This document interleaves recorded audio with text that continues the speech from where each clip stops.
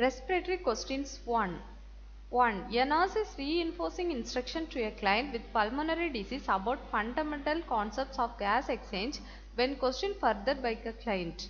The nurse expands on earlier commands and explains that gas exchange occurs through process called 1. Diffusion, 2. Osmosis, 3. Active transport, 4. Ionization. The correct answer is 1. Diffusion. 2.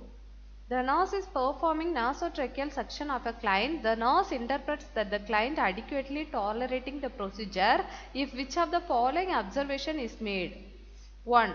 Secretions are become bloody. 2. Heart rate decreases from 78 to 54 beats per minute. 3. Coughing occurs with suctioning. 4. Skin color becomes cyanotic. The correct answer is 3. Coughing occurs with suctioning. 3. The low exhaled volume alarm sounds on a mechanical ventilator of a client with an endotracheal tube. The nurse determines that the cause of this alarm may be due to which of the following. 1. Excessive secretions. 2. The presence of mucus plug. 3. Kinks in the ventilator tubing. 4. Displacement of the endotracheal tube. The correct answer is 4.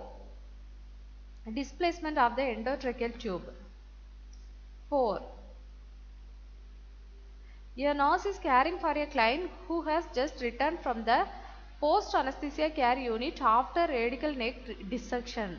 The nurse assesses the type of drainage from the wound for which of the following that is expected in the immediate post-operative period. 1. Serosanguineous. 2. Grossly bloody. 3. Serous. 4. Serous with sputum. The correct answer is 1. Serosanguineous. 5. The client with newly inserted tracheostomy has a risk for impaired gas exchange. The nurse would assess for which of the following items as the best indicator of adequate ongoing respiratory status. 1. Moderate amounts of endobronchial secretions. 2. Small to moderate amount of frank blood suction from the tube. 3. Respiratory rate 18 breaths per minute. 4. Oxygen saturation 91%. The correct answer is 3.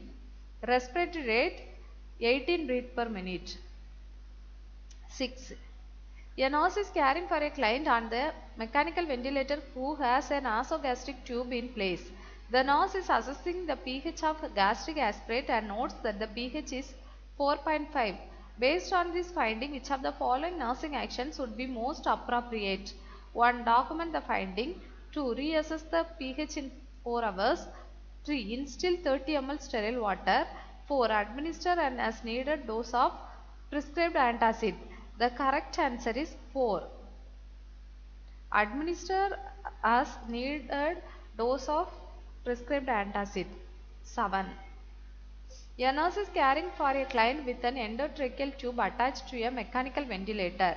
The high pressure alarm sounds and the nurse assesses the client. The nurse determines that the cause of this alarm is most likely due to which of the following.